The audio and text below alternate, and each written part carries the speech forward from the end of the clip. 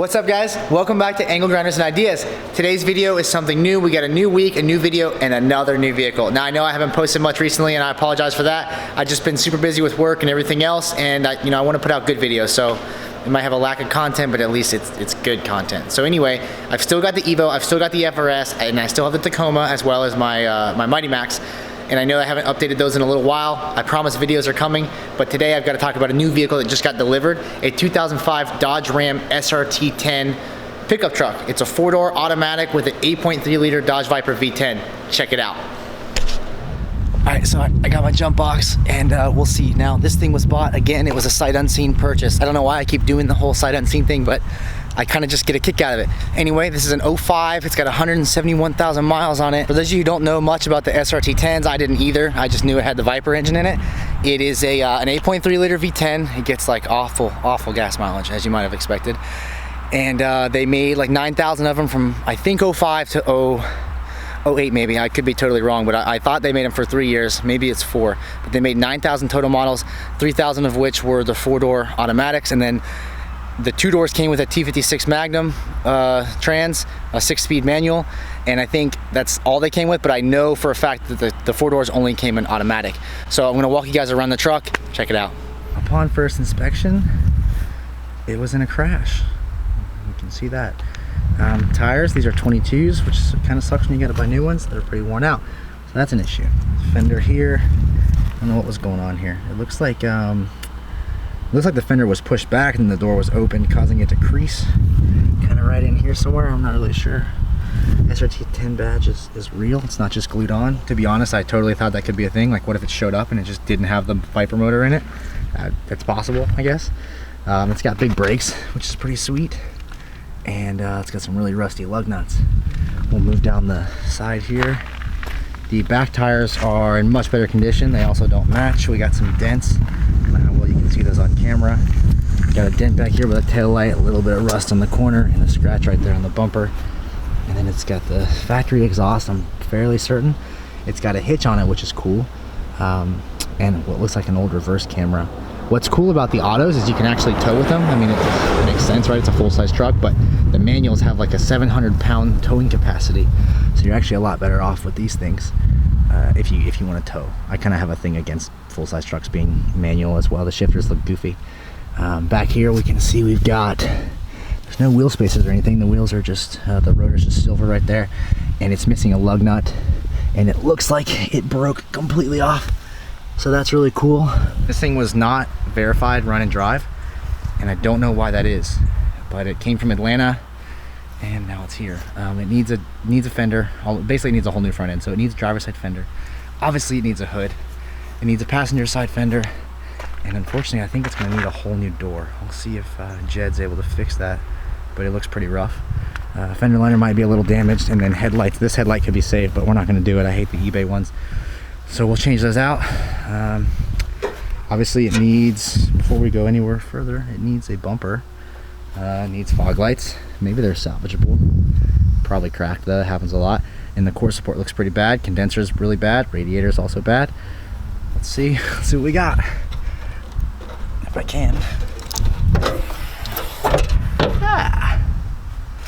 I'm just kidding. I knew it had the Viper motor. I checked when it first got here. I glanced, I took a look. But yeah, look at that V10, that's pretty sick. It's a very desirable motor for a lot of people. I mean, I've never really wanted one just because it's so big displacement wise. And physically it does look pretty big too. I don't know what you can really fit them in that I would actually want to build. It's got a catch can, kind of looks factory, I don't know. Big ass intake filter. Looks OEM, but that logo doesn't really look OEM. Maybe that was aftermarket. Some guy had a vinyl cutter, I don't know. That was probably painted red. I'm not really sure what like genre of person buys and modifies these trucks. There's no battery, which is good news. That means it might actually run and drive with a battery. I think I got a spare in the garage from my golf cart, and it looks like it had some audio in it, so I'm willing to bet there's no head unit in it. I don't even remember. But yeah, the pictures, there was no engine bay shot, so I didn't really know what to expect other than keep my fingers crossed.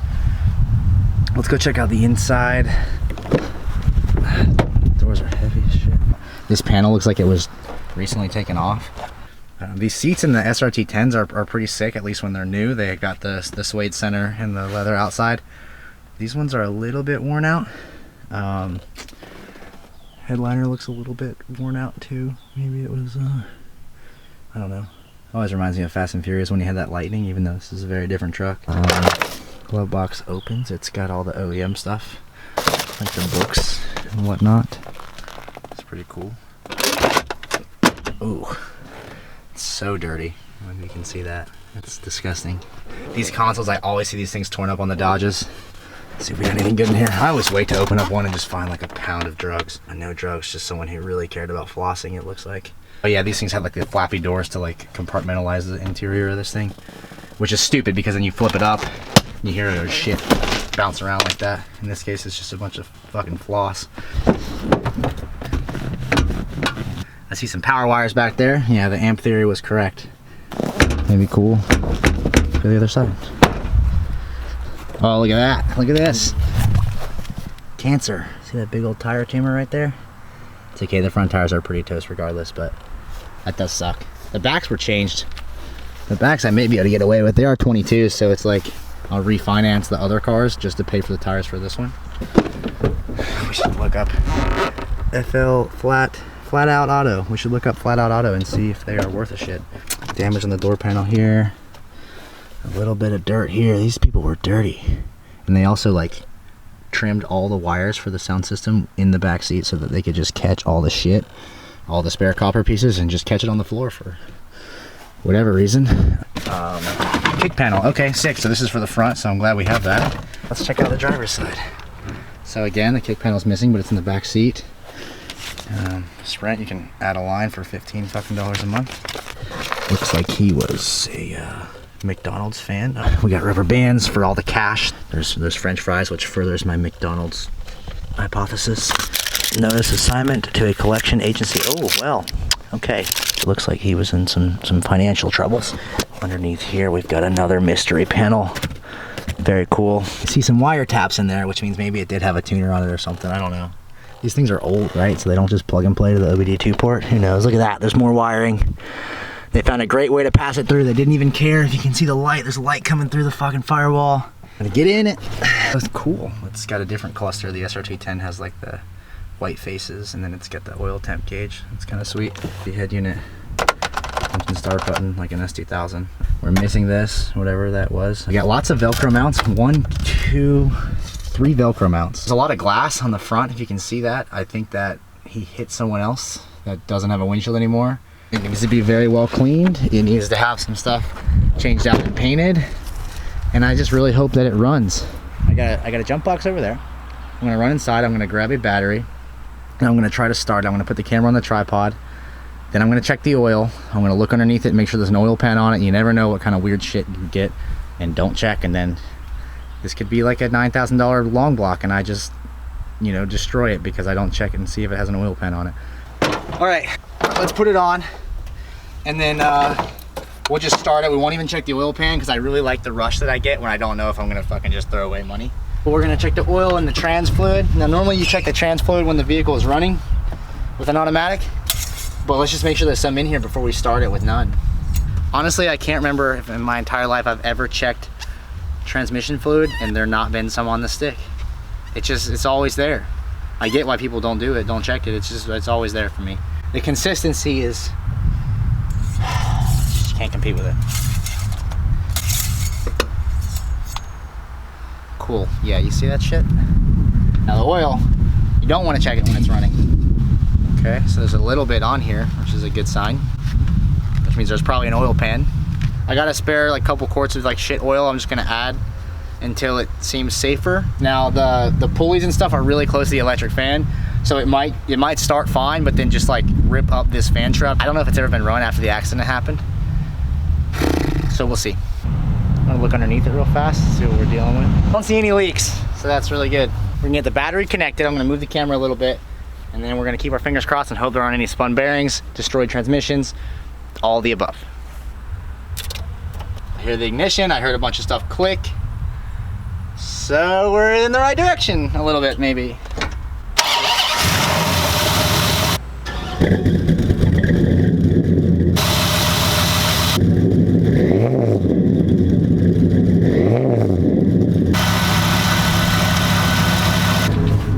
It's got, like I said, no fuel in it.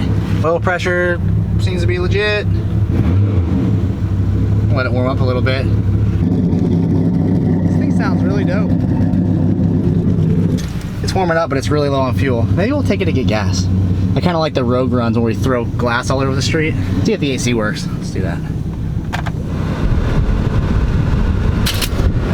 The AC doesn't work worth a damn, so that sucks. My golf cart battery in there. Oh, the hood's really hot.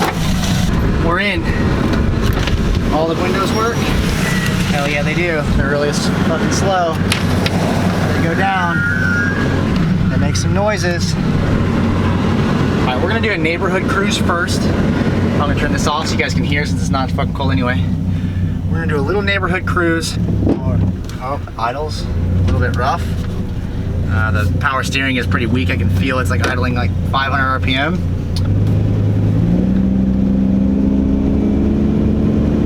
All right, so yeah, if you just look right here, you can't tell it's been in an accident. So I'm gonna drive it around. I'm gonna see if I notice anything else, and then I'll be back in a second. I'll tell you what I find. I just wanted to mention that also when you get these cars and you don't know their history, there's a couple things that sometimes people check and don't post in the videos, or maybe they just don't check it and they get lucky, but I didn't show you me checking the brakes to make sure the pedal has stiffness, me checking the coolant to make sure that there was at least enough coolant in it to drive it around. I mean, we're not going far, but you don't want to pop a head gasket on a test drive and make a huge mistake because you rushed it. You know, this thing definitely is leaking some coolant, and like the power steering pump is really, really bad. Like turning it is really tough. Again, that's why I'm on side streets. And you can see the coolant temp is rising. It's probably because the fan doesn't work. I'm going low speeds because of the hood issue.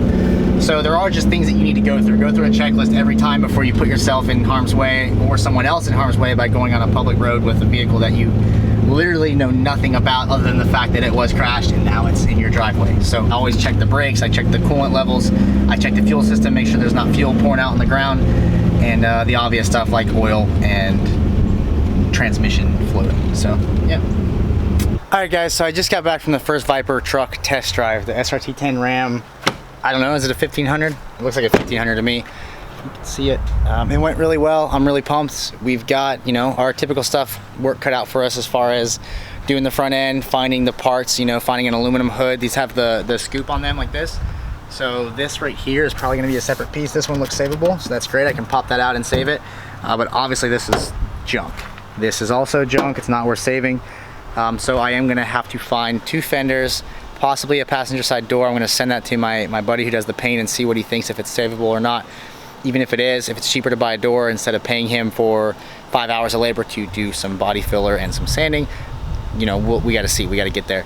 But I do know that I need 2 fenders, I need a hood, I need a front bumper, probably gonna need some fog lights, and there's some stuff on here that I don't even know, like the cover itself. This is like the interior bumper, and there's like the outside piece that has a front lip or valance on it similar to the ones you see on the side of the truck.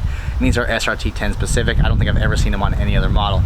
So also I noticed on the test drive that the truck was starting to get hot, so there is probably either a coolant leak or just not enough coolant in there, but we know it was hit, so it needs a radiator, it needs a condenser, it needs a core support, and the AC isn't working. So a lot of times like these things won't look that damaged, and they won't be, but some other times they will have holes in them.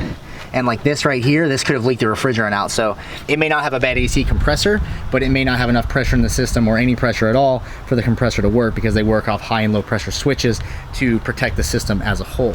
So that's something I gotta investigate. It's gonna need 2 new headlights. I'm not gonna salvage that light. I can't stand the way those look.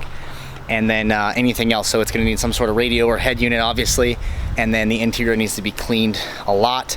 I have not found a lock or a key for the lock on the camper shell or the tonneau cover or whatever you want to call this thing, and obviously I need to open this. So I know a place in town that cuts keys. I may have to go over there and do that if I can't find the key, maybe somewhere in the vehicle.